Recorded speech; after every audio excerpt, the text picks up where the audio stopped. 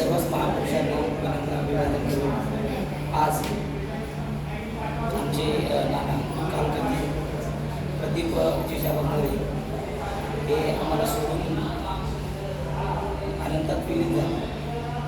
परंतु सांगायची गोष्ट अशी की प्रदीप नानांचा आमचा देवशी गावाचा प्रवास आहे.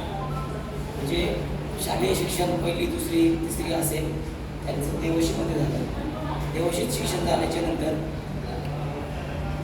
पोटपाणी भरण्यासाठी हे कुटुंब मुंबईला आले.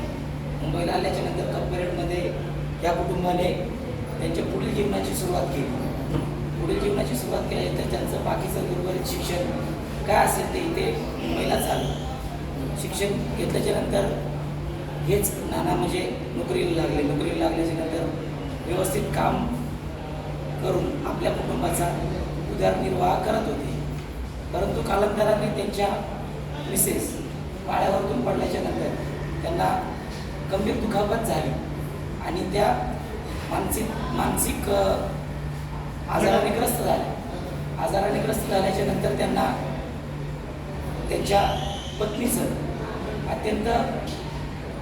पत्नीच्या टेन्शनमुळे अत्यंत तणावामध्ये गेले. तणावात गेल्याच्या नंतर ते पत्नीला सांभाळायचं की मुलांना सांभाळायचं त्या विवंचनेत असायचे.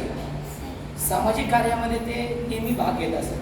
गावी जयंती असो, इकडे कपरेटला कोणत्याही प्रकारचा कार्यक्रम असो, म्हणजे आंबेडकरी चळवळीमध्ये झोकून देणारा माणूस म्हणजे प्रदीप जिजाबा मोरे. मी जेव्हा त्यांना कॉल केला की ते कोणती मीटिंग असो ते हजर असायचे नेहमी. तर त्यांचा स्वभाव एवढा चांगला असायचा की ते प्रत्येकाशी प्रेमाने बोलायचे, प्रेमाने वागायचे, कधी कुणाशी भांडण नाही.